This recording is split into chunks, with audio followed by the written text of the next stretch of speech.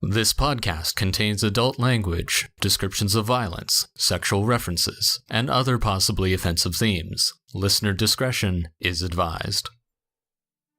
Welcome to this episode of Back to the Story, where friends come together to play Dungeons and Dragons. I'll be your DM, Klouse. Let's get started. If anyone can talk a Balgarth out of a fight, it's you. If anyone can keep us alive, it's you.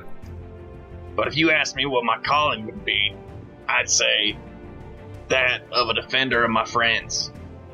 You don't need to change anything. I would give my life to see them through. I apparently only get into trouble when I'm around you lot.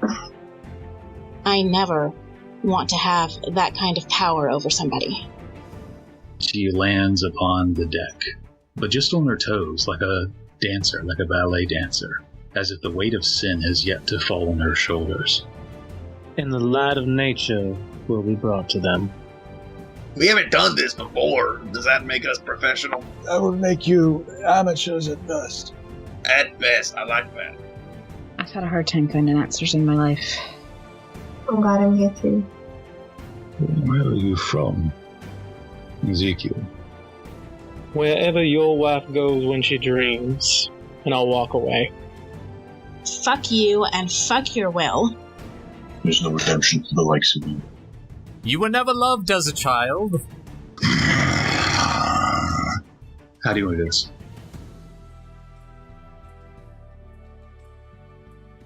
Yeah, everything's ready. I nodded and then didn't say anything and then turned off my camera, so that was a choice. And Dael's gone. Alright, well, we'll get started with the recap that I always do. This one was written at least 15 minutes prior to now. So, previously, after a brief delve into some Vumeri ruins, the Bronze Scales headed back into the wilderness, heading northeast, and after a few days, the party came upon the grassland fields, and in trying to stick to the tree line, they spotted a horse and a rider sprinting across the field. A moment later, a number of griffins swooped down upon the rider and horse, as you all leapt into action and tried to defend them. Rushing in, Vesper was grabbed by talons and lifted into the air, her channeling of Aiyin's divinity severed. But between spear strikes and conjured fire, lightning, and storm, most of the griffins were brought down, crashing from the sky, as across the field the last griffin took the limp body of the rider before flying off. Vesper's fall from grace led to a few quiet days upon the trail before coming upon the warm light of respite, the Hearth Copper. We'll come back to the story here just a few hours after nightfall. You find yourselves in the warm air and light of the Hearth Copper. You've all been served ginger drinks and milk for the druid, and by now the other patrons have begun to adjust to your entry, especially Ball. Varel mixes a few more drinks behind the bar, and you can smell rabbit stew wafting from the kitchen beyond. And music begins to play. Looking around, you see no musician, but you do see a hovering violin just behind the bar. It seems to be softly playing music. There's a few others at the bar. Looks like a mother and daughter, maybe a few hunters or trappers, and a few burly individuals that are eyeing around, sitting alone. You see to the right of your table a wood elf gentleman with hair to his shoulders, dark eyes like that of a squirrel, and a boy, elven, maybe 12, 13, blondish hair with red cheeks, who's hiccuping and seemingly drunk off his ass. As he begins to reach towards a mug, the other guy slaps his hand away. Kid, enough of that, seriously. Every night, can you give me a break? Just once. Just once. No, don't. As you see the kid is just taunting the other gentleman and trying to grab a mug from nearby off the bar. I gotta go upstairs. Hey, you see the gentleman looks around. You there, strangely muscular elven girl. I gotta go upstairs for like 2 minutes. Would you mind watching? Stop. Would you mind watching him for like 2 minutes? As the elven girl turns, looks over her shoulder, and Dael, would you like to describe your character? Sure. So she is strangely muscular. It's all kind of wiry muscle, and she's quite tall but oddly slouched, you notice. So she'd probably be closer to 6 feet, but at the moment she's sort of pulling her shoulders down so that she's a much tighter sort of 5'7". But the most dramatic thing about her, she is definitely elven, definitively elven, pointed ears and all, and has what must have been just long, luscious, beautiful silvery hair at one point, but now is like a matted clump, sort of like an 80s perm, except, clearly not deliberate and slightly brown stained with blood and mud over the years. And she gives a look to the wood elf man and says, "Children, really, me? They're really me?" I know, dear. Just he's paid a lot of coin, to be quite honest. He's rented half the floors upstairs. Okay, but if he runs, if he tries anything, I can't guarantee that I'm gonna, just go. It's fine. I'll be right back. Don't worry about it. And the wood elf stands up and drops about 12 gold coins next to you on the bar and heads off stairs. The boy with rosy red cheeks from his inebriated state kind of looks over at you, smiling wryly. What are you looking at? You smell funny. And he kind of hobbles over to the bar. Nope. Looking over the edge. Everything and everyone smells. Can you just stop for just stay still? And he begins to crawl over the bar and starts to reach towards a bottle. I'm grabbing the back of his shirt and pulling him back down into a seat. Make a athletics check for me. Oh, my first roll. Your first roll. Oh, it's not great. I'll be honest with you. That's a total of 7. A big 7. You grab for him, and you grab his tunic, and he just kind of twists around, and the cloak that you grab onto just kind of falls off of him as he climbs onto the bar. Veer's just, "Please, stop, no," as he kind of gets over to the bar and reaches and grabs a bottle of ale. How nice is the cloak? It's actually pretty nice. I'm going to just clasp that around my neck before going around and trying to stop the ale drinking. Okay. It's just cotton, but it's clean and green. He reaches over, grabs the bottle, and kind of sits back down on his stool and begins pouring up again. There's a sudden as the front door opens. You see a hulking figure, broad shoulders, nearly 8 feet tall, but hunched over to maybe 7. You see he has a dark cloak hooked over his head. You see 2 red glowing eyes beneath the hood. You see a pipe in the mouth. Looks something like an orc or an ogre, something of giant heritage perhaps. Blows the smoke out as he kind of looks around the room. Eyes towards the front of the bar where he sees the boy and begins to walk around towards him. There's a patron that's kind of standing in front of the fire, that's kind of in the way, and kind of shoves him to the ground as he's making his way towards the boy.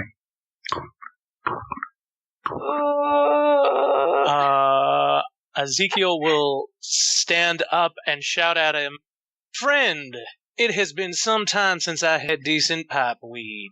Would you mind sharing with me?" You see the smoke rolls out his nostrils as he looks over his shoulder. At cursory glance, this is definitely not an orc. This is possibly an ogre or troll. You're not exactly sure from the cloak as he looks over. "This doesn't concern you.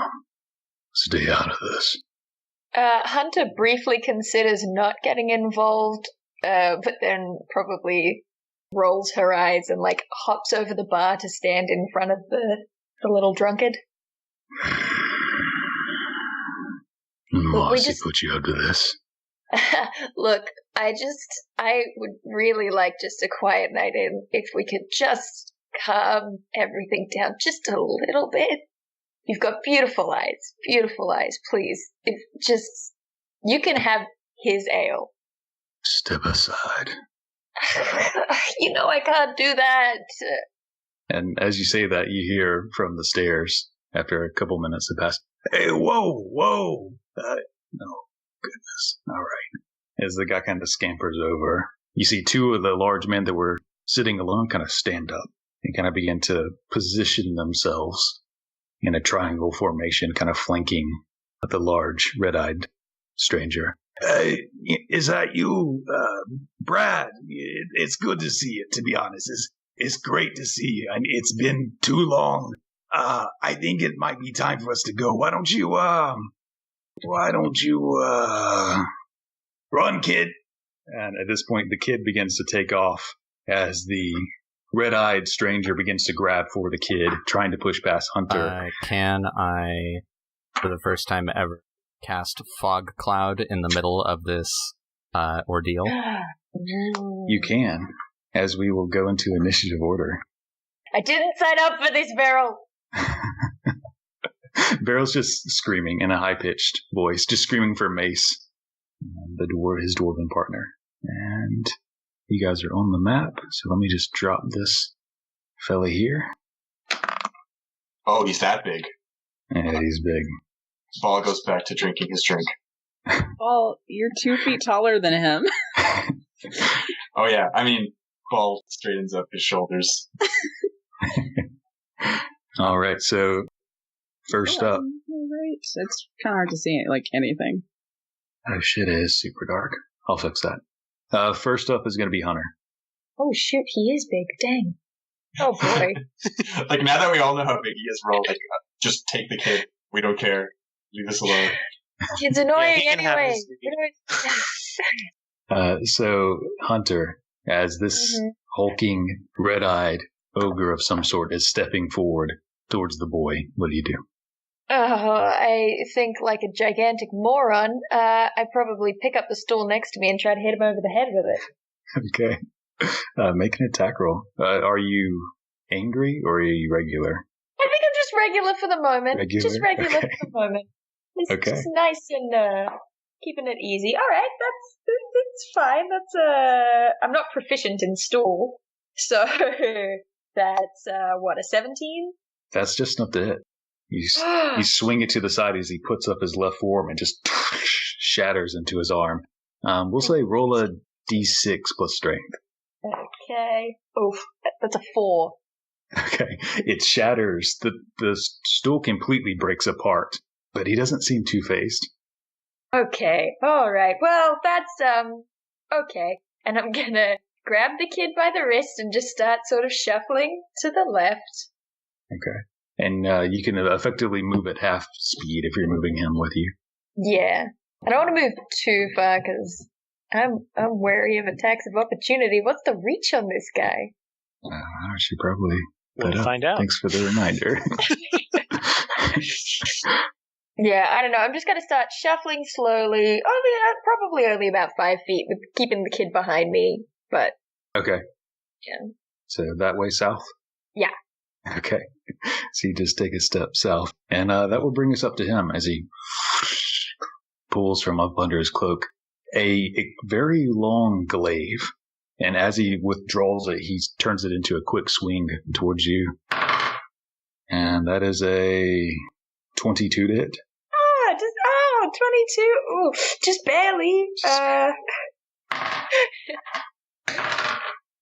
That is a 13 slashing damage. Okay, well, at least it's halved. No, it's not halved! I didn't rage! I'm a moron! As he rushes forward, and you would get an attack of opportunity as he rushes forward towards the kid. Okay. If you wanted to do it.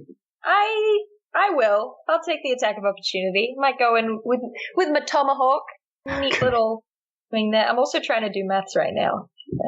Maths, 13. Sorry, give me a second. I'm really good at numbers, you guys. Alright. So are we. You're good. This is where I feel like I would want the camera on just to see the chaos. The chaos is just a panicked expression. Pure panic. Okay. Ooh, so close to a crit. So 19 plus a number is 25. Absolutely, you hit. Yay! Okay, so that is 5 slashing damage. Okay. Deal 5 damage. And you notice as he's shifting forward, those few bruises and scrape marks that you left from the stool have completely healed already. as you drive your tomahawk into his side as he steps forward and grabs for the kid. Not great on his part. Good. As he grabs for the kid, between you and this kid's short stature, the kid just ducks and spins underneath as he's unable to grab upon him. That's the way, child. That's the way. And that will bring us up to this horrifying monster. You see one of the bulky men who had stood up to flank as this gentleman walked in, suddenly flips the table. And as they do, you hear bones growing and transmuting, as before you stands a massive ogre. Excuse me? Oh, boy.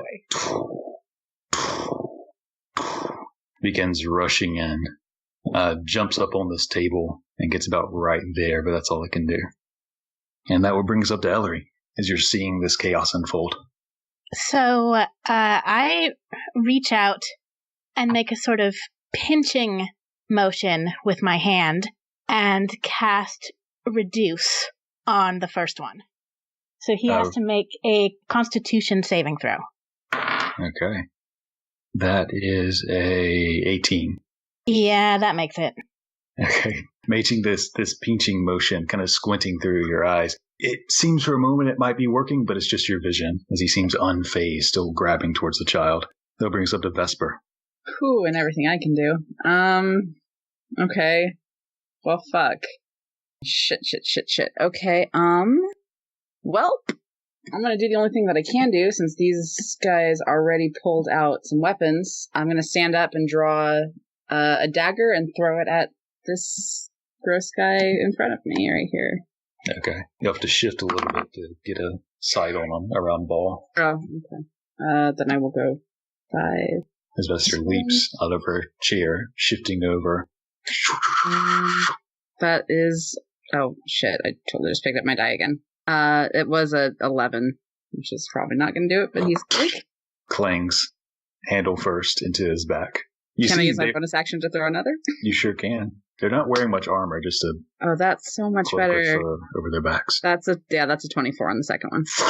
The second one sinks into his back. For 4 piercing damage. That was my offhand. 4 piercing damage as it sinks in. He kind of flex his back muscles as it clatters to the ground. And that will bring us up to Calvin. Now you can see the big guy that is trying to grab at the child, and another one, ogre, that is just transformed from a man and is standing on top of a table.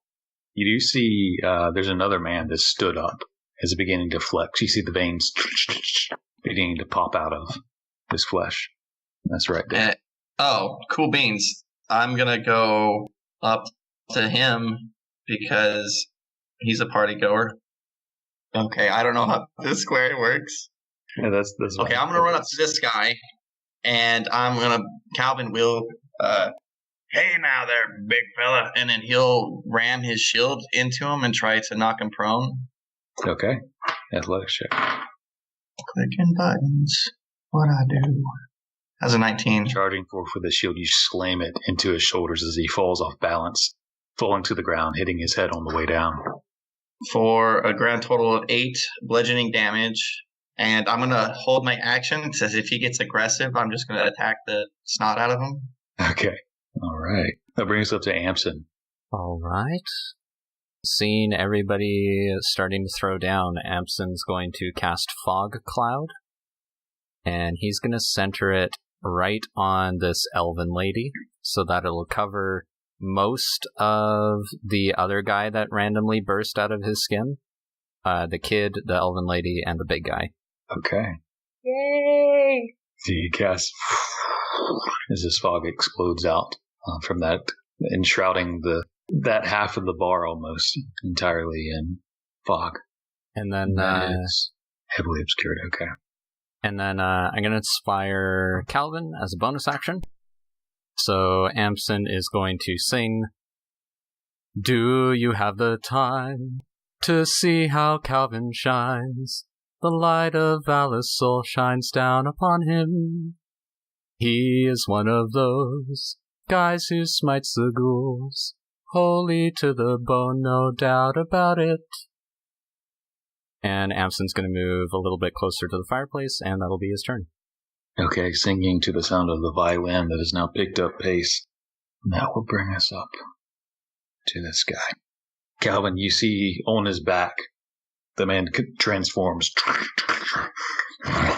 with sharp teeth beginning to stand up. You had your action readied? Yeah, nah, and then pokey poke. Okay, make an attack roll at advantage as he's on his back. 26. Yeah, that hits. For 8 piercing. Do I get 2 because I took an action? I don't know how that holding an action works if you have an extra attack. Yeah, make it. Go ahead and do it. Sure. 11. That one just misses. The first one sinks in as he pull it out and try to drive in again. He actually grabs the spear and holds it above his chest. And uses that thrust it backwards, knocking you off balance just enough for him to stand up. At which point he's going to go ahead and swing at you. He pulls this massive club from his side, swings it around. That's a 16 to hit. Calvin will catch it with his shield. Clings against his shield, knocking it off. And that will bring us up to Ezekiel. Okay. So, can I see Brad through the fog cloud? I don't think so. It's heavily obscured. Yeah, you can no longer really see anything within. Well, not much I can really do for you people then. So I guess I'm going to help out my buddy Calvin here. I'll shift over one and then go Direwolf with my bonus action. Okay. I'm going to pull up that sheet, and then I will take a bite attack with advantage because of pack tactics. Okay, go for it. There's 12. Just hits. Oh, nice. So that is, how do I make it do the damage? 9 piercing, and I'll go ahead and toss a level 1 smite on it. All right. And where's my button for that? 7 radiant. Just enough. As you sink your fangs. Oh, nice. Through just the fur cloak of armor upon this creature, you sink in, ripping its throat out as it struggles for a few minutes, eventually falling to his knees, clutching his throat before falling to the side, unmoving. And that will bring Calvin will turn to Doggy Zeke, and he'll hold up his hand, and he'll be like, "Come on, high five. Give me paw." Ezekiel will turn away. Did you want to stay there, Ezekiel, or move? Yeah, I can't see anything going on in that cloud, so I'll just stay there. Okay. And that will bring us up to... I'll shift down one to slightly get out of Calvin's way. Sure. So kind of half getting under that bar on the edge of the wall. That'll bring us up to Hunter. You are now enveloped in fog and are effectively blinded in this heavily obscured space. You can sense and hear the footsteps around you. All right. And that means I have disadvantage, correct? To strike, yes. But actually, he would be blinded too, so it'd be a straight roll if you were attacking. Okay. So, I'm just trying to work out. All right. Well, Hunter's going to look down at where she was just wounded by his glaive. Very rude. And she's going to start, hitting her chest where she was hit by it and saying, "I just wanted a night in. I just wanted some wine, some nice spices on my rabbit for once." And then she's going to draw her very out of place moonglass scimitar. Very neat, very tidy, very delicate. And she's going to rage as a bonus action. Actually, probably... Yeah, just a rage. I'm making decisions. It's hard. Straight up rage, and I'm going to make 2 reckless attacks with the scimitar. Okay, going into the rage, drawing the scimitar. Alright.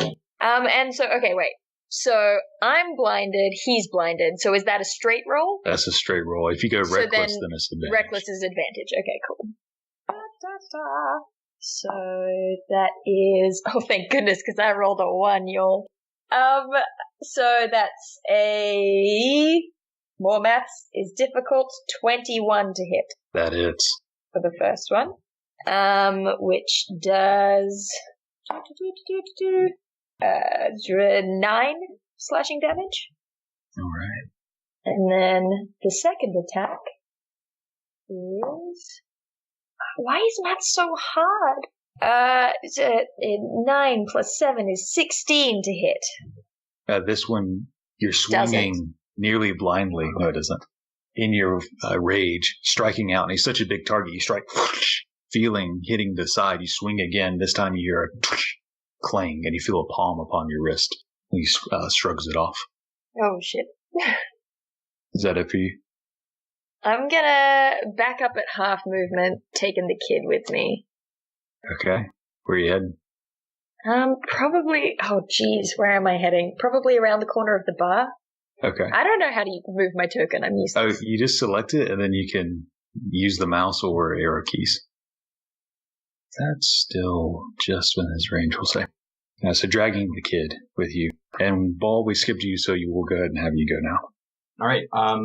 So Ball's going to step up from his giant log and pull out his greatsword and start to kind of, with the greatsword, try to move the fog out of the way as he steps into the darkness. Probably bumping into things. Ideally, I assume at this point he's going to bump into everything. Do they get attacks of opportunity if it's heavily obscured? I don't think so. They hear you moving, but as you're kind of running in, bumping into stuff, they kind of swing blindly, to no avail. Okay. When I do bump into where I last saw Brad, I'm going to reach out to Brad, reach out my hand, and try to cast Compelled Duel on him. Okay. And say, maybe it's better if you let the child go. And that will be a Wisdom saving throw. Okay. That is a 9. You see this silhouette of this figure through the fog just turn around. You see the glowing eyes and black smoke kind of billowing out from his mouth. Stay out of this. All right. And then with that, I'm going to attack him with Booming Blade and again insist that he does not move. Okay.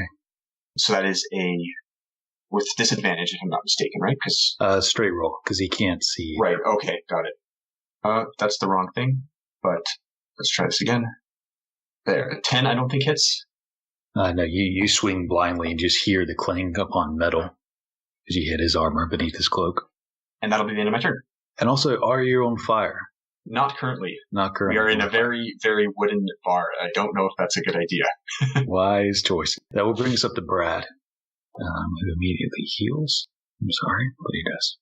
You see him staring at you, but still turn, and to move towards the child. He's going to try to grab for him. Hunter, as you're dragging this kid around the corner of the bar, you feel resistance as you're moving. As you look over, you see the silhouette holding the child, and you feel a tug of war. I need you to make an athletics check. No. Oh, no. Okay. Does that grapple count as an attack? Because with Compelled Duel, it would be a disadvantage.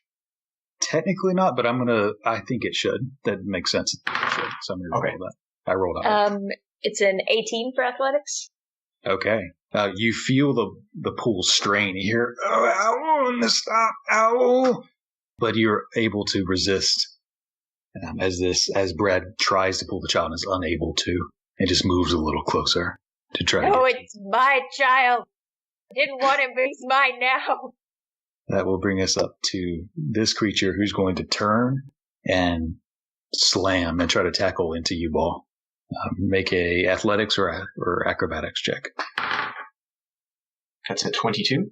You hear as it slams into your side. You take a few shuffling steps, but you maintain your footing, pushing the ogre off who tried to tackle you to the ground. And that will bring us up to Ellory.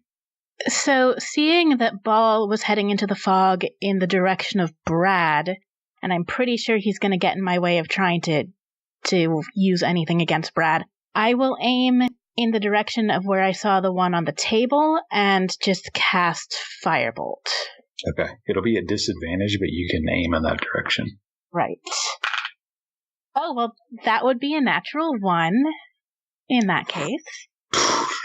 There's a burst of explosion on the back wall as light begins to shine through the fog. Good. Do I need to roll for a surge because of the nat 1? Yes. What I thought. Let's see how that goes. That's a 21. It's a really bad time for a fireball. I should memorize what 21 is, or what fireball is. Bad time for a fireball. Yeah, we've got a wild mage. Okay. As you do this, the mirror in your hand that you use as your spellcasting focus begins to vibrate. And you feel it just with intense energy. Oh, goodness, that's disconcerting. You feel that the next time you try to force your magic upon something, they're going to have a hard time resisting. Ah. And that will bring us up to Vesper, unless you need to move. I think Actually, I'm going to go ahead and just duck under the table real quick. Okay. Duck under the table. That will bring us up to Vesper, standing on the edge of fog cloud. I kind of glare over at Amsen and be like, can you get rid of this fucking cloud? And then I'm going to run into it where I threw my one dagger, pulling out another one, and just going to try and stab where I thought this dude was. Okay. Straight roll. Ooh, that's a 21. All right. Which gets sneak attack because Ball is there. Hell yeah. That's 7 piercing damage total. Okay.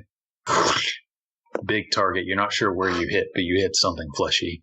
As you withdraw and you feel the warm blood dripping down your forearm. Can I do what I did last time and do a bonus action to do a second stab? Sure. Okay. Oh, good. That's a 20. Okay. Yeah, another strike hit. Oh, I'm sorry. 4 piercing. There would have been an extra. I both didn't add my modifier to the first one. So the first one was actually 9 piercing. Or no, 10. Okay. 10 piercing. 10 piercing, okay. Sorry. I can math sometimes. Okay. And this time? Plus 3. And this time it was just 4. Okay. Because I don't get it on my offhand. All right, so 2 quick stabs. And that will bring us up to Calvin.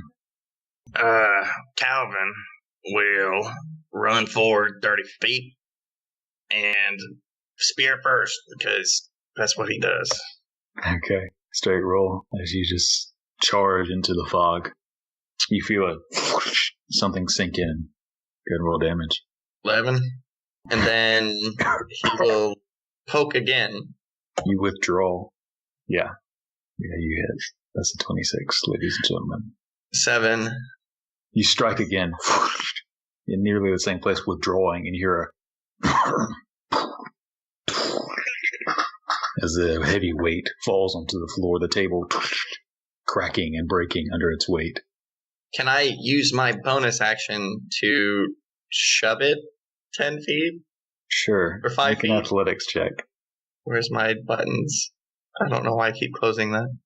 22? Yeah, on the way down, you whack it with your shield, and it kind of goes falling and rolling over here, we'll say. That would bring us up to Amsen.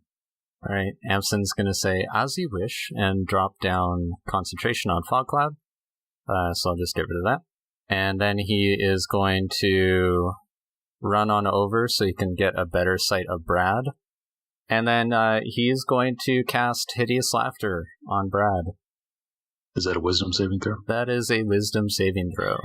20. Dirty 20. Damn it. As you see him focused, you can now, with the fog dissipated, you can see Brad, this hulking, red-skinned, giant-like creature, grabbing on one arm of this 12, 13-year-old elven child, and the other arm is being grasped by this elvish wanderer. Okay, well, I can see that the elf is kind of wounded, so I'm going to use my... Oh, no, I can't, because that's another spell. Never mind, I'm not going to do anything else for my turn, that's it. Okay, Ball, that brings us to you. All right, I'm going to try to circle around him. 5, to see... Is it attack opportunity when I move? It could be. Yeah, so I'm just circling around him, so 5, 10, 15, 20, 25. Doesn't attack, I'm going to, I guess, just attack him then. Okay. He seems focused on this child. All right. And so I'm going to do the booming blade attack with my greatsword for an 8. You swing down. He takes the glaive in his free hand and uses it to parry your strike away as it clatters into the wood splinters going flying. So with that, I'm going to use my sorcery points to, as a bonus action, try that again. Hopefully with a bit better luck. And I'll an 11. Swinging it up from the floor off balance. He just definitely moves his shoulder just a half inch out of your range. Despite my poor performance, I'm going to look at him and say, I said I think you should leave the child alone. You're out of your league, kid.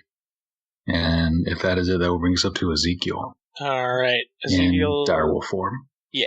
He's going to leap over Melly and get to here. I have 50 feet of movement, so even with some difficult terrain, I should be able to get it there.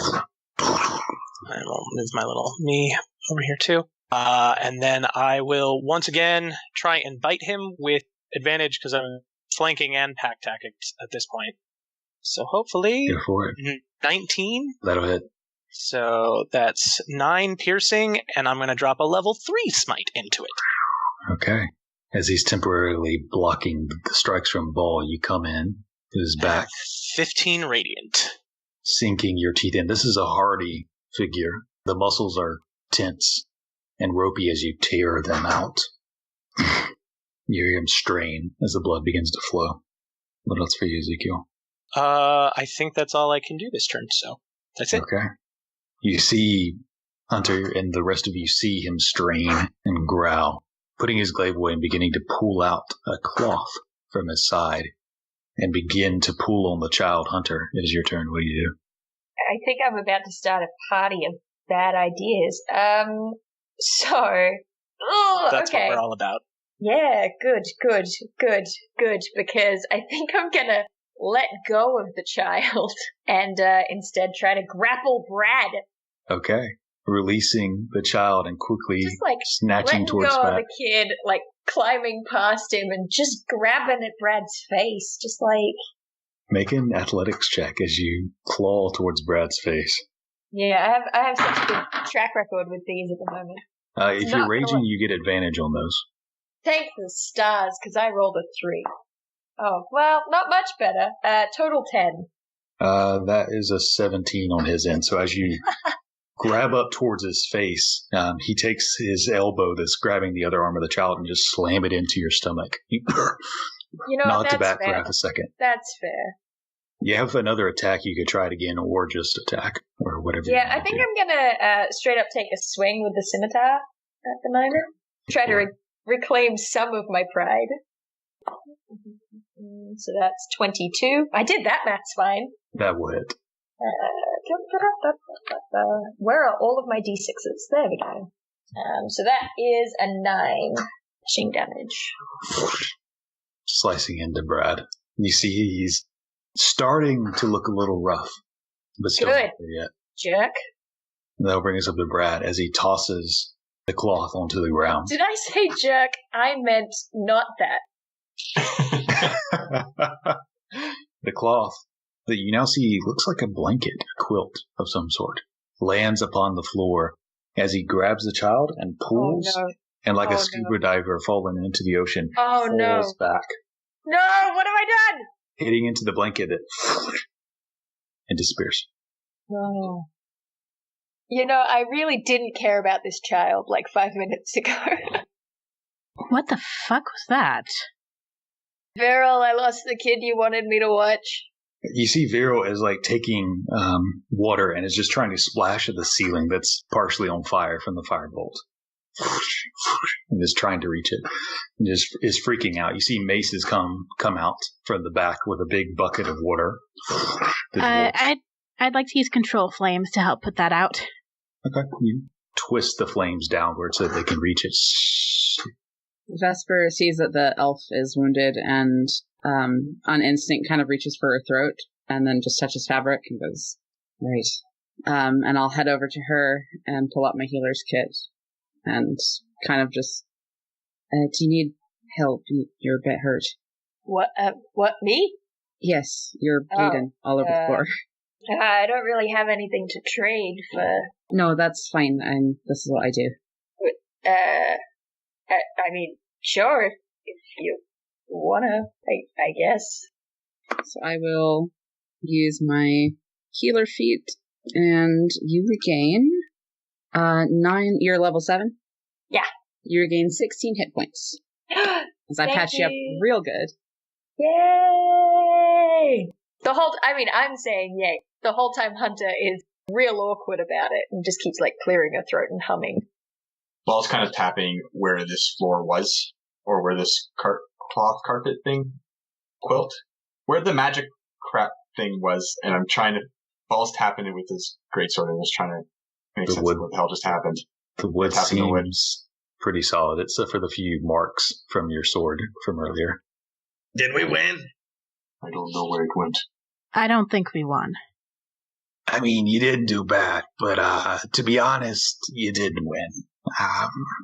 You did good, though. In a bit of a bind, though, now, I'd say. Name's Marcy. Pleasure. Hi, I'm Calvin, son of Klein. These are my friends, we call ourselves the Prawn Scales. I give Calvin that high five that he wanted earlier, with just the big wolf paw. Oh, hell yeah. Pow! Calvin does a little jig. Sure, that seems good.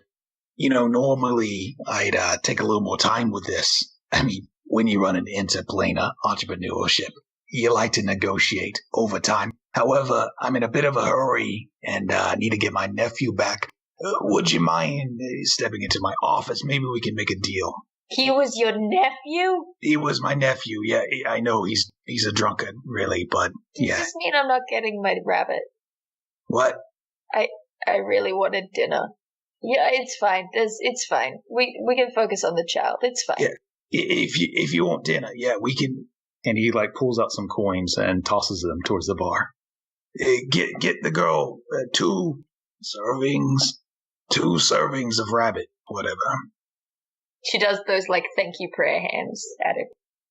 Mace is just busy looking around, looking at the table, inspecting the damage. But Viral does go back and grabs 2 fairly large-sized bowls of rabbit stew and brings them out to you. While he's kind of inspecting the damage done, Ball looked at him and say, "Why did they take the child?" To the dwarf or to Marcy? To Marcy. Marcy's the one who's the uncle, apparently. Yeah. Well, he's a pretty important kid. He doesn't know it yet, but yeah, it would behoove me and everyone really if we could get him back. I'd be willing to pay, and he kind of leans in. 3,000. And he kind of looks to judge your reaction. Gold pieces. No, I mean, if you want rabbits, Marcy can get you rabbits. Don't you worry about that. Calvin looks at everybody with a, yeah. Paul's immediate reaction is, "I don't need any gold. I don't think that child should be with those people. They don't look safe." For 3,000 gold, I'm in. I like this one. This one's smart. All right, I'll do it. You look like you can handle yourselves. At least on such short notice, I think you'll work. I think you'll do. Can I divine sense on Marcy? Faye. Yeah. Faye. Yeah, that's what I thought. That's bad. Okay, thank you. If you wouldn't mind, why don't, like I said, bit of a time crunch here. Why don't we move into my office and we can sort all this out? Okay.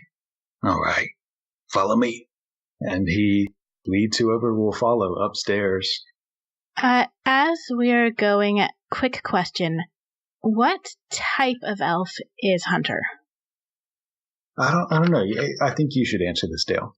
Because it's as clear as you want it to be. Yeah, it's not as immediately obvious as it probably should be, but the longer you look at her, the more you see signs that she was a high elf. She was Lunmeri at some point. She's got the, really delicate bone structure, underneath everything there's a very elven elf, but just covered in mess. Okay. So when we get up to the room, I basically stay on the opposite end of the room from her. You know what? That's fair. Yeah, Ellory's racist, just so you know. That's fine, so are elves. See you guys. I will shift back into a human and want to do this subtly, so I will tell Vesper in Primordial that he is Fae. Oh, great. Okay. I'll repeat that in Giant to Ball. We'll play telephone. And Ball will respond with, "Is that bad?" I mean, that's probably bad. Wasn't Daphne Fae She appeared to be. I don't know that. Well, I don't know much about fate. I don't either. And, from Morty, I'll turn back to Ezekiel. Should we be alarmed? Should we be on guard? I mean, that fox we made, gave my blood to, that we made a little friendship pact with, was one of them. So just be aware before we agree to things. Hunter, not even being a little bit subtle about eavesdropping, says, "It's Fae. You should always be wary of Fae, also in Primordial." Cut to the office, and Calvin's sitting there cutting his hand, signing on the dotted line. Yeah, about this time, y'all all get into the room. It's like one of the larger rooms available on the corner. It's still kind of a tight squeeze between all of you, especially one being a giant. But you all squeeze in, shut the door. So, here's the deal. 3,000 gold pieces for the safe return of my nephew as best you can manage. And, we'll leave it at that. What do you think? Just want to be clear. Go ahead. I don't know. Sounds good. We're going to do it, right? I just want to be clear that it is only the exchange of gold we're looking for here. There aren't any fine print? No fine print, no strings attached. Unless you prefer it to be written out, we can do a verbal agreement written. We can have it magically enforced or not, totally on you. You don't build a business like mine by screwing people over, I can tell you that. Mossy's word is good. Kind of in between the negotiations, Paul's just going to start asking questions and look to him and say, who were the people that took the child? Well, that one that you met was Brad. Real name Brad Azar. One of the Dael brothers. Nasty mercenaries who've been working their way up in Faerie for the last, couple seasons, I'd say, for. They got their eye on the prize, especially with what's been happening lately. We used to worry about 2, now we got 3, maybe 4 courts. Things are getting a little haywire there. They want the kid because they want power. They want Ruth's dowry, and they want to become more than what they are. Needless to say, this could upset the power balance and make the already formidable Empire of Midnight Magic maybe a little too unbearable. It's a little, it's unnecessary, the details, but point is, need to get my nephew before they complete whatever ceremony they're trying to complete. I feel like the details are always the most necessary bit. I can fill you in on the way. Where are we going to have to go? Well, we're going to have to go to Ruth's dowry. Castle Gatterrock. I can get us close. Well, I don't like the idea of leaving a child, even a drunken one, in such dire straits. We got a deal. I'll look to everyone else to see if there are nods. Yeah, Ball will turn his back to the... Sorry, his name is... Marcy. Marcy's my name. Yeah. Mossy. He'll turn his back to Mossy and look at the party and say, I agree, Ezekiel. You shouldn't let that child stay with. Does Ball know what an ogre is? Yeah.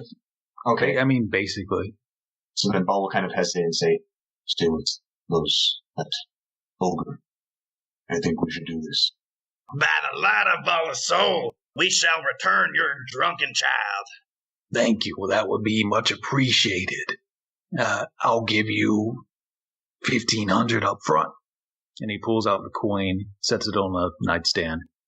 And we'll get tossed on in here. What do you say? He rubs his hands together and he begins making the bed. Very neatly, you see he's sprinkling sand upon the pillow, fluffing it, turning it over, sprinkling more sand. Before we go anywhere, any particular dangers we should be aware of and ready for? Yeah, the brothers Dower. For one, there's 2 of them. Brad's tougher, but Kairos is a little bit smarter. The glaives are nasty, but they have other powers beyond that. Fire, lightning, cold. Their cousins that work for them, they're strong, but pretty dumb. I think you'll handle those just fine. As he finishes making the bed. All right, so who's first? Calvin will clang his spear upon his shield and jump on the bed. All right, soldier Assuming boy. that is what we are to do. As you jump face down onto the bed, Calvin disappears. The bed kind of bounces, and he kind of remakes the bed. As Calvin, you find yourself face down upon grass. You kind of look up and look around, and you're in this field of silver, golden, champagne-colored grasslands. You see a ridge ahead of you, about half a mile. You see the sun is setting in the distance. It's pretty dark out. You can just barely see the faint light of the sunset in the distance. You can see these patterns in the sky, as if wind had color dancing through the sky between the stars of purples and blues, a few oranges and red here and there. I'll go next. Assuming all of y'all go one after another, you appear in this land, unfamiliar to you, the ever-setting sun. And Marcy appears through. If I can, just I want to try to get the last one in, and just before I do to Marcy, I'm going to say, I hope I don't misunderstand you, and then jump into the bed. Okay. My heart! Hunter, do you go with them, I assume? Yeah, absolutely. Okay. So you appear in this new land of ever twilight with a full moon overhead, a silver blue with a hint of purple shining overhead. And it doesn't resemble the moon you see normally. It resembles almost an eye shining, gleaming above. You see the faintest black pupil in the center of the moon, watching upon the lands before you, as Marcy comes in last. Well, that's fucking weird. Yeah, welcome to Faerie. And as you turn to look at Marcy, you see his appearance has changed. You see he has a light beard, very light on the mustache and sides and very heavy on the chin. A goatee. You see ram horns that curl around and backwards. You see he has similar eyes, but they are golden with cat slits. And you see goat legs at his feet, and he's wearing a vest of fairly fine cloth of some sort, with a few chains and jewelry upon him as well. I presume this is your first time? You would presume correctly. Yep. Yeah, don't speak to the locals except for me, of course, just in case. We're not far here. To give you the details, And he looks over at Hunter, who mentioned them earlier. I'll tell you the story of Ruth's dowry. Ruth was an archfey of, well, we're not sure if it's called spring or reverie. The memories are a bit hazy. But she was to be wed to Lude, an archfey of horror, of the winter court.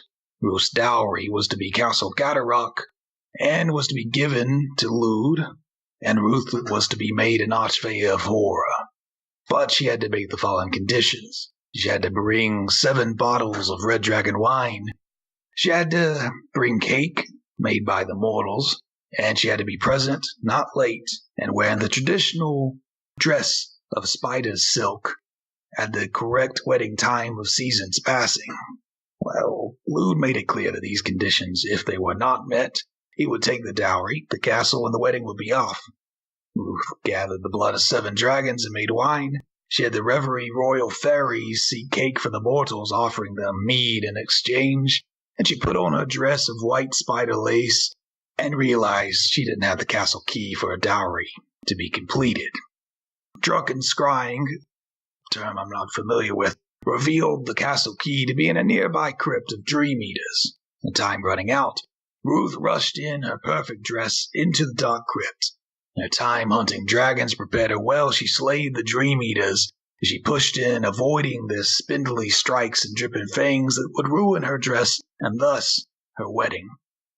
Her time negotiating for cake prepared her well. She came to the crypt center, making a deal with the nest mother, the key in exchange for Ruth's favorite reverie dream. Rushing back, Ruth made it just in time as the season passed, with not a spot of red blood or a scratch from those terrible claws. The red dragon wine was poured and cake was served. However, Lude was unhappy. Now, all the courts and anybody worth their salt know that an archfey marriage can only be ended in a few ways: a blood duel to the death, or apple pie. We won't get into the second one yet. the final vows were not completed, if one of her conditions were unmet first. Before the ceremony completed, he drew his blade and struck Ruth through. She fell there, blood and tears beginning to fall. However, before the first drop of crimson fouled her dress and thus her dowry condition, she whispered, "I do." This is important. Claiming his conditions unmet, he went for the key but couldn't lift it. Ruth had made her conditions before the blood fell, and Lude had just divorced his wife of mere seconds. Now, in his anger, Lude made sure that no one would touch the key, sealing off Castle Gatterock, falling into ruin, and, well, that's been a couple seasons ago. The Dael brothers hold up there. They likely seek the key, which they can't lift, but my nephew might can. With the lifted key, they might be able to take its power and become Archfey themselves. It's a little convoluted, but, essentially, the faster we get my nephew out, the better it'll be for me, him, you, and probably everyone that isn't a part of the Empire. And he's kind of telling this story as he's walking towards the ridge. So, get rid of the brothers, don't let them get the key, and save the boy. Yeah, that about sums it up. Fair enough. No, he's ran off before, to be honest. He ran off, kidnapped, what's the difference? And almost got killed last time, so I won't be joining in the fight. I'm sorry to tell you, but I can give you some pointers. How surprising. As you're kind of walking up the ridge and getting just to the top edge, looking over it, you can see there's other ridges that form like a bowl almost. Inside the bowl, there are this same shimmering, champagne-colored grasslands that fill. In the very center, there's a rock structure, a plateau that raises about 100 feet up, and upon it there seems to be a castle ruins. You can see where part of the walls have fallen in. There maybe once was a tower that's crumbled. You can see the remains of a castle upon it. From what you can tell, there's no stairs or anything leading up. There's just the cliffs that go straight up. However, spanning from the castle in the center of the bowl across to the eastern edge, there's a bridge, a long bridge. And on the other side, you see the ruins of a smaller tower and a little bit of structure over there. You do see the remnants of stairs on that side that you can potentially climb up or climb up the cliff. What sort of pointers can you give us? Well, you fought their cousins. They're not too hard. Dumb, strong, but easy to hit, easy to kill. For professionals such as yourself. Now, from what I can see, you can climb up the stairs to the right. Easy walk, really. But then you'd have to cross the bridge. Hope you aren't seen. You could try your hand at climbing the sheer cliff face if you think you're spider people of some sort. Really up to you. How far across is the bridge? It's nearly 80 to 100 feet, judging from this distance. It's pretty long. Is it wooden or is it stone? It looks like stone, and there are about 100-foot columns leading from the ground floor up to the bridge itself. So it doesn't look rickety. No, it doesn't look rickety. Okay. There's a few places here and there where it's not perfect condition, but it's not rickety. I'm sure we could figure out a way to get some of us up the cliff, but I don't know if we could get all of us, so who's up for walking across a giant bridge? That never goes poorly. He looks at Ellory. Well, I think it's probably better than climbing. At least it's straightforward. Generally, bridges are pretty straight and pretty forward. Thank you for that. I start walking up the stairs. I follow Ezekiel. So, y'all are... I put you on the map, but you probably can't see anything, so let me fix that. The light's dim, but you can kind of basically see. You guys are on the bottom ridge, and the stairs to the right are maybe 200, 250 feet away. Going straight towards the center is about 200 feet or so, so you have to cross the open plains or climb along the ridge, or however you want to get there. So how did you want to get there? Are you just walking? I was so fed up with Amsen's pun that yes. Okay. All right. So. And what time of day does it look like? It looks like the sun is almost completely set. It's in twilight, but the sun is not quite set. You can see a sliver of light, though it's basically dark at this point. Do I get the feeling that it's gonna stay twilight for a very long time? The sunlight hasn't moved. Ooh. Faerie! We're gonna die. Possibly. Nice That's to what's meet on you. their postcards. And we'll say Melly stayed back with Raz and Orzana. Because I forgot about her. Okay, so Vesper and Ezekiel are walking across the field. Anybody else? I'm following them. Okay. Yeah. I'm marching. I'm going. Yep. Okay. So you'll begin to march across. And I suppose introductions happen as we go. Okay. So you introduce each other about halfway. That's true. I never told any of you that I'm... Hi. Hi, I'm Hunter. That's it.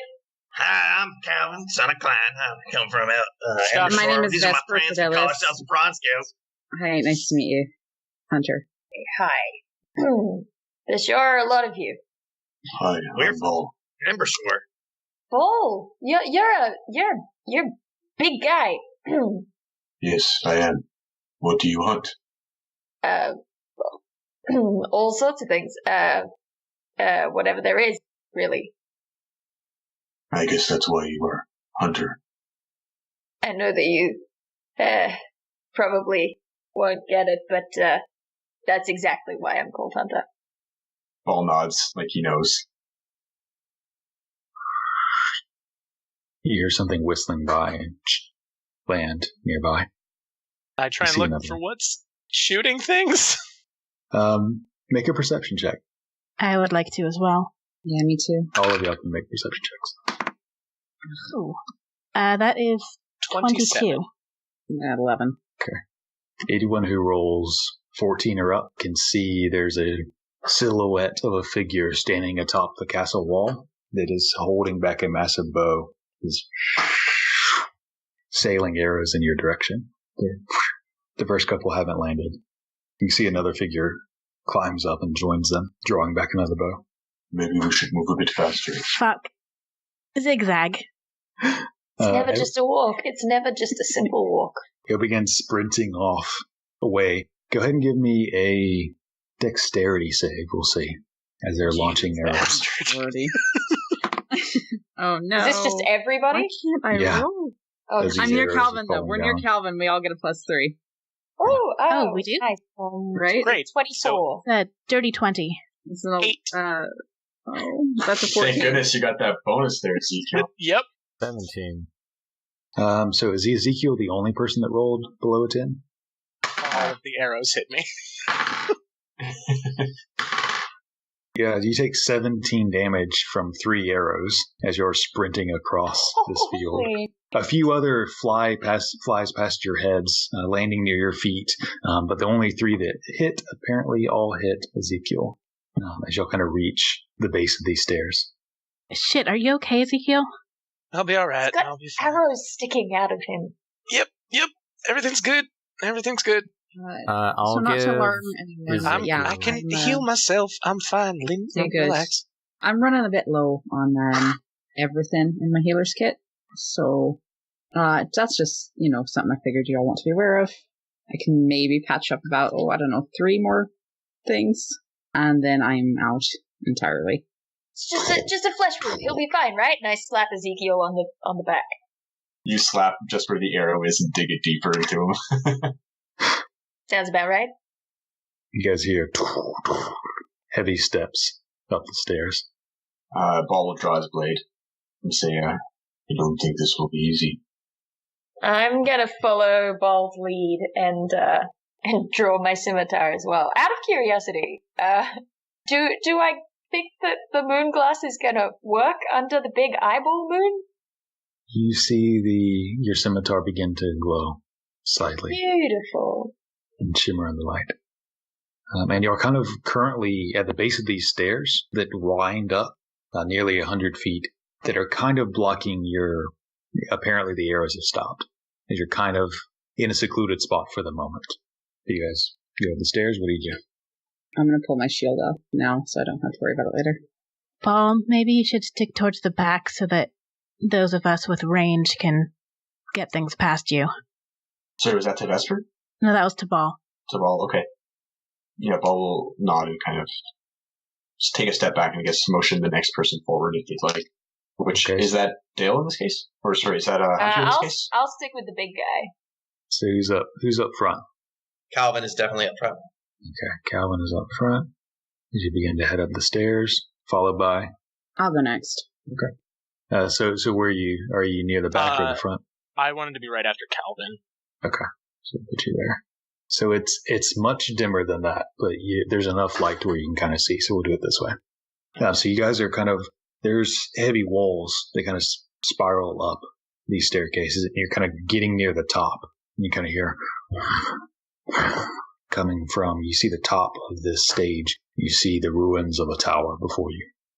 The walls only go up maybe 15, 20 feet. Most of it's crumble, but you can hear breathing on the other side. Well, I'm prepping a firebolt for the first time I see something that looks like it's going to attack us. Okay. A few seconds go by. Knife. A few seconds go by, nothing comes out.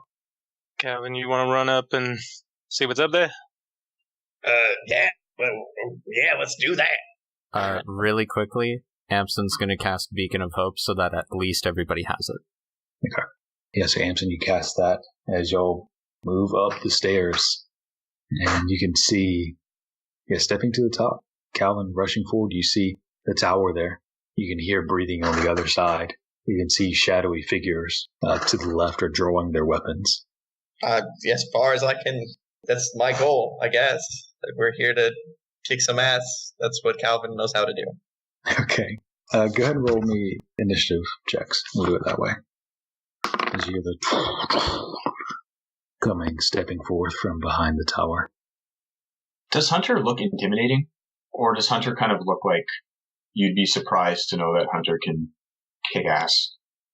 She looks intimidating mostly in that she's like covered in little tiny clusters of scars that have built up over time, and she's like got smudges of what you hope is dirt and old blood and nothing else, and she's like super raggedy, furs and skins and fleeces and things like that. So she's got a delicate base but rough packaging. All right, cool. All right, and as you'll charge up the stairs, Hunter, you're actually up first. What am I gonna do? I have no idea. I'm gonna honestly hold my action until after Ball goes. Probably, I'm gonna hold an attack. Okay, that will bring us up to Vesper. Cool beans. My favorite thing to do is go first. I will go. I'll cast a buff. The stairs. Oh, right. All right. Listen. Shit. I don't see anything, so I'm gonna camp out here next to Ezekiel and prepare to stab and or throw a dagger at the first thing that I do see. Okay. So that will bring us as this guy screams out from his what he thought was a hiding space, but these guys are terrible at that, and begins rushing towards you. And throw. Oh, fuck me. That's a 12. That hits. Oh, okay, good. For 6 piercing. Okay. The dagger strikes in to his chest as he continues to rush forward. And that will bring us up to him, actually. So he rushes forward and will strike a huge club towards Calvin. That is a 12. As he takes a wide swing, Calvin, you kind of duck under using your shield to kind of parry the strike away as it brushes against your shield, slamming into the tower wall in front of you. And that will bring us up to Ball. Ball is a little stuck behind everybody here. So Ball is just going to... Is there a difference between holding your action and passing your turn? Like, can I pass my turn until people are out of my way? We'll say yeah, you can. Okay, so how about can I just, go last? Okay, we can move, yeah. Sure. Right. Okay. We'll do that. Cool, thanks. And then that'll be the end of the not start of my turn. Okay. So Hunter, you were waiting on Ball to move, and you look over and you see him. He's just waiting there, just in a steady stance. Do you continue to wait on him? Probably not. So probably just, frustrated grunt, slap myself in the face, enter a nice little rage, run up to the nearest guy and do my best to slash him to pieces. Okay. Keep it simple. So rushing off, pushing past the others. Yeah, very roughly, by the way. Very little consideration. But just gonna take 2 little swings. So the first one is 23. That hits. Absolutely. Sweet, which is... Because we're under the moonlight. I finally rolled decently on damage. I'm so happy. That's a 17 for damage for the first. And then the second strike, that are gleaming in the night, is 17 to hit. That hits as well. Yes. And the second one is 13. Yeah. You eviscerate this guy on your first strike. He's on the way down. The second strike slits his throat. He's already dead. As he hits the ground. I let out a little bit of a war scream. Not a war cry. It's much more girly and high-pitched than that, but like, ah! Yeah. As you all gather at the top of this platform, you can hear the of the pork cutlass raising. You see, stepping from under it, this massive ogre-sized creature wearing a full set of plate mail of heavy steel begins to juggernaut style sprint down the bridge. We're going to take a break and we'll come back and see what happens. Next time on Back to the Story. Ducking below the ramparts, you can see Brad has dropped the bow. You can see red lightning kind of crawling across his forearms. A cone of cold crystallizes across your shoulders and the stone floor beyond. How you looking, Hunter? Cold. I don't think I can safely get up to Hunter. I'm so sorry. Calvin will hold his spear above his head and scream out, "Judgment!"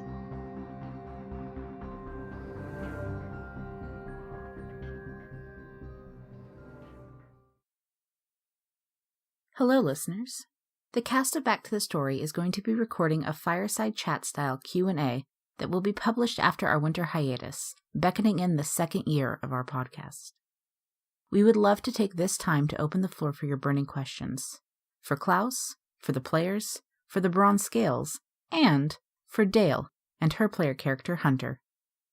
Questions can be submitted through our Twitter, @back2_the_story, or our Tumblr, back-to-the-story.tumblr.com. We will be accepting questions from now through Saturday, December 15th, ending at noon Pacific Standard Time. Our last episode of the year will be episode 38, Second Chances, and that will be released Wednesday, December 19th, and Friday, December 21st. We will return in January, once the holidays have died down, so keep a lookout for a schedule of our return. Thank you so much for all of your support, and we look forward to seeing how the show grows in the new year. Until next time, we will see you in Northville. For part 2 of this episode of Back to the Story, you can find it on Stitcher, Google Play, Player FM, or TuneIn. If you'd like to support the show, feel free to buy us a coffee at ko-fi.com/backtothestory.